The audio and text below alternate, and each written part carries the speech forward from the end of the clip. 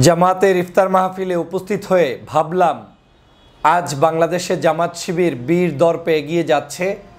আর শেখ হাসিনা যেই জামাত শিবিরকে নিষিদ্ধ করতে চেয়েছিল এবং করেছিল, সেই শেখ হাসিনা বাংলাদেশ থেকে পালিয়ে গিয়েছে।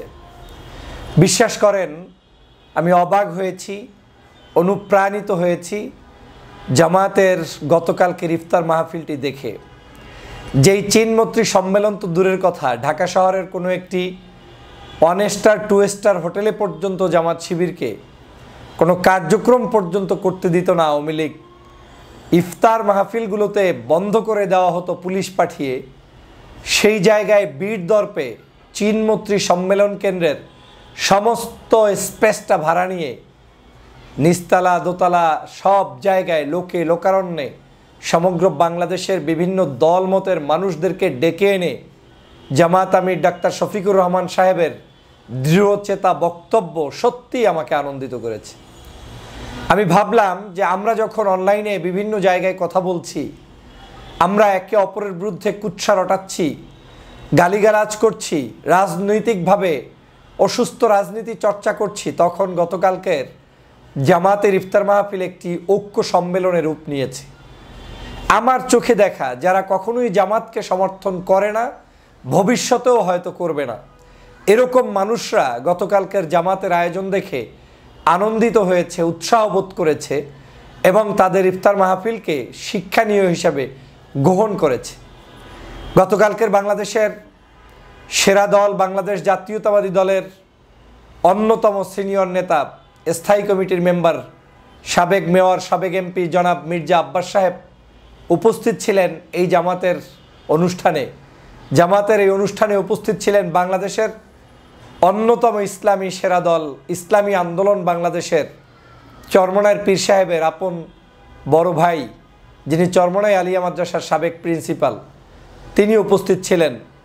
মাদানী সাহেব উপস্থিত ছিলেন। তাদের সংগঠনের প্রায় 5-7 জন সিনিয়র নেতৃবৃন্দ, মহাসচিব লেভেল থেকে শুরু করে তারা সেখানে উপস্থিত ছিলেন।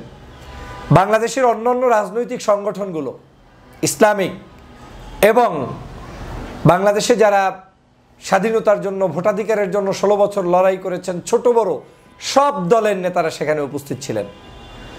আমি দেখেছি তাদের চোখের ভাষা, মুখের ভাষা। একটি জিনিস তারা যে কোনো মূল্যে স্বীকার করতে বাধ্য হচ্ছেন যে জামাত সুশৃঙ্খলভাবে এই প্রোগ্রামটি উপহার দিতে পেরেছে এবং এত সুশৃঙ্খল প্রোগ্রাম আমাদের অনেকের পক্ষেই সম্ভব নয়। আমি দুটো প্রোগ্রামকেই ধন্যবাদ জানাই এ যাবৎকালের সেরা প্রোগ্রাম হিসাবে। একটি ইসলামী আন্দোলন বাংলাদেশের প্রোগ্রামে গিয়েছিলাম, সেটা আমার কাছে অনেক সুন্দর প্রোগ্রাম মনে হয়েছে। আর সর্বশেষ গতকালকের যে প্রোগ্রামটি ঐতিহাসিকভাবে মানুষের কাছে প্রমাণিত হয়েছে, সেটা হচ্ছে এই চীনমৈত্রী সম্মেলন কেন্দ্রের প্রোগ্রাম। থই থই করছে মানুষ, গাড়ির বহর নিয়ে মানুষ আসছে ঢুকছে, কোনো টুটা শব্দ নেই, যার চেয়ারে সে বসছে। সমগ্র প্রোগ্রামটা এমনভাবে সাজানো যে সমগ্র জামাতের আমির লেভেলে যারা আছেন, বিভিন্ন থানা জেলা পর্যায়ের, তারা পর্যন্ত সেখানের স্বেচ্ছাসেবকের দায়িত্ব পালন করেছেন। এক কথায় তারা আমাদেরকে ডেকে নিয়েছেন আর তারা হোস্ট হিসাবে সেখানে আমাদেরকে গেস্টের মর্যাদা দিয়ে সম্মান জানিয়ে তারা সেই আয়োজনটা সম্পন্ন করেছেন। ইনকিলাব পত্রিকার নির্বাহী সম্পাদক আপনার বাহাউদ্দিন সাহেব, যিনি সাবেক মন্ত্রী এম এ মান্নান সাহেবের সন্তান, বাংলাদেশ জমিয়াতুল মোদারিসিনের, আমি সেই ভদ্রলোককেও দেখেছি। সেই বাহাউদ্দিন সাহেব গতকালকে উপস্থিত থেকেছেন। আমি সে কারণেই বলেছি যে এখানে মতের ভিন্নতা, আদর্শের ভিন্নতা, দলের ভিন্নতা থাকা সত্ত্বেও এই মানুষগুলোর উপস্থিতিই প্রমাণ করে জামাত তার স্বীয় মর্যাদা রক্ষার্থে কাজ করে যাচ্ছে। কাজ করলে যে আসলে তাদের কোনো পতন নেই, তাদেরকে কেউ দাবিয়ে রাখতে পারে না, তার প্রমাণ এই জামাতের কার্যক্রম। গতকালকের ইফতার মাহফিলটা সেটার একটা উদাহরণ হিসেবে সৃষ্টি হয়েছে। জামাতকে নিয়ে বহু সমালোচনা আলোচনা থাকতেই পারে, যে কোনো ধর্মীয় সংগঠনের বিরুদ্ধে কিংবা পক্ষে আলোচনা সমালোচনা থাকবে, কিন্তু জামাতের সুশৃঙ্খল সংগঠন যে, সে ব্যাপারে কারো দ্বিধাদ্বন্দ্ব নেই যে এই সংগঠনটি কিভাবে সুশৃঙ্খলতার জায়গায় পৌঁছে গিয়েছে এবং নেতৃত্বের জায়গায় পৌঁছে গিয়েছে। বাংলাদেশে এখন যে কোনো মানুষের কাছে জামাতকে আর নতুন করে পরিচয় করিয়ে দেওয়ার মতো পরিস্থিতি নেই। এখন মানুষ জামাতকে জানার চেষ্টা করছে, বোঝার চেষ্টা করছে। আমি নিজেও জামাতের অনেক কার্যক্রম দেখে আনন্দিত হই, আন্দোলিত হই, উৎসাহ বোধ করি এবং আমি তাদের কাছ থেকে শেখার চেষ্টা করি। আজকের জামাতের এই উদারতা, জামাতের এই ঐক্যের মানসিকতা, ডাক্তার শফিকুর রহমান সাহেবের দৃঢ়চেতা বক্তব্য, এটা সত্যিই বাংলাদেশকে যেমন এগিয়ে নিয়ে যাবে, আমি বিশ্বাস করি জামাত ইসলামকেও এগিয়ে নিয়ে যাবে। ডাক্তার শফিকুর রহমান গতকালকে বলেছেন আওয়ামী লীগের সাথে কোনো আপোষ নয়। আপনাদের নিশ্চয়ই মনে আছে যেই আওয়ামী লীগ এই জামাত শিবিরকে বাংলাদেশ থেকে পালিয়ে যাওয়ার মাত্র ৩-৪ দিন আগে নিষিদ্ধ ঘোষণা করেছিল, সেই আওয়ামী লীগ বাংলাদেশ থেকে পালিয়ে গিয়েছে। ১৩ সালে শাহবাগ তৈরি করে আলেমদেরকে ফাঁসির কাস্টে ঝুলিয়েছিল, সেই জামাতের প্রায় ১১ জন শীর্ষ নেতা নাকি জেলে বসে মারা গিয়েছেন এবং অধিক ৬ জনের মতো তারা ফাঁসির কাস্টে ঝুলেছে। সেই মানুষগুলোকে হত্যা করেছে আওয়ামী লীগ। আজকের সেই জায়গায় জামাত ইসলাম বাংলাদেশে বীর দর্পে চলছে, কিন্তু আওয়ামী লীগের অস্তিত্ব বাংলাদেশে নাই।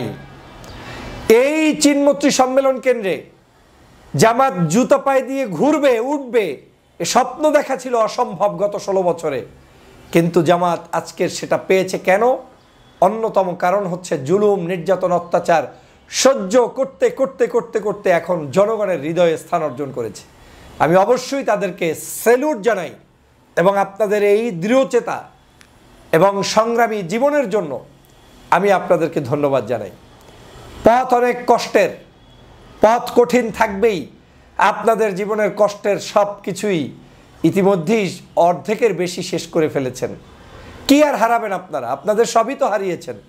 আপনার দলের শীর্ষ নেতা আমির থেকে শুরু করে ফাঁসির মঞ্চে চলে গিয়েছে হাসতে হাসতে। আপনাদের আর হারানোর কিছু নেই। এখন আপনাদেরকে হুমকি ধামকি দিয়ে কেউ কোনো লাভ করতে পারবে না। বাংলাদেশের বর্তমান বাস্তবতা হচ্ছে ইসলামী মূল্যবোধের শক্তিকে অবজ্ঞা করার কারো কোনো শক্তি নেই। আপনারা যখন শক্তিশালী হবেন আপনাকে সবাই গুনতে বাধ্য, জানতে বাধ্য, স্পেস দিতে বাধ্য, আপনাকে নিয়ে চলতে বাধ্য হবে। আজকের সেটা জামাত প্রমাণ করেছেন। আমি আপনাদের এই বৃহত্তর যে মানসিকতা, বড় মানসিকতা এবং এই যে ব্যয় করে অনুষ্ঠান করা, সমাজের প্রত্যেকটি জায়গায় বিচরণ করা, কেউ অসহায় হলে তার কাছে চলে যাওয়া, হিন্দু হোক মুসলমান হোক তার পাশে দাঁড়ানো, শিশু নির্যাতন হোক কিংবা ধর্ষণ হোক তার পাশে দাঁড়ানো, এই মানসিকতাই জামাতকে অনেক উচ্চ জায়গায় নিয়ে যাবে। অতএব বাংলাদেশের কে কোন জায়গায় অবস্থান করছে এটা বুঝতে হলে আপনাকে ব্যালট পেপার ছাড়তে হবে। তখনই প্রমাণ হবে বাংলাদেশে আসলে কার কত জনপ্রিয়তা দিন দিন বাড়ছে কিংবা কমছে। আমরা গতকালকের এই ইফতার মাহফিল থেকে আমি ব্যক্তিগতভাবে মনে করি এটা একটি ঐক্যের মহড়া ছিল। জাতীয়তাবোধ, ইসলামী মূল্যবোধ, ধর্মীয় মূল্যবোধ এবং দেশের স্বার্থে আমাদেরকে এক থাকতে হবে। আমরা যে যেখানেই থাকি না কেন ঐক্যবদ্ধ হওয়ার বিকল্প নেই। জামাতের ওই প্রোগ্রামে যেভাবে সবাই একত্র ছিলেন, বাংলাদেশের রাজনীতিতেও শেখ হাসিনাকে, আওয়ামী লীগকে এবং ভারতীয় আধিপত্যবাদকে রুখতে ঐক্যবদ্ধ থাকবেন, এটাই হচ্ছে আমার প্রত্যাশা। আপনাদের সুশৃঙ্খল আয়োজনের জন্য আমি আবারও ধন্যবাদ জানাই। এত সুন্দর আয়োজন করেছেন, আল্লাহু আকবার, আল্লাহু আকবার। এটা কল্পনা করা যায় না। মানুষগুলোকে এত শান্ত সুষ্ঠুভাবে আপনারা ইফতার দিয়েছেন, এটা কল্পনা করা যায় না। এটা আসলেই আপনাদের প্রতি আল্লাহর রহমত এবং সুন্দর মন মানসিকতার কারণে তৈরি হয়েছে। আমার পক্ষ থেকে আপনাদেরকে ধন্যবাদ, দেশবাসীকে ধন্যবাদ জানাই। পবিত্র মাহে রমজানের মোবারকবাদ।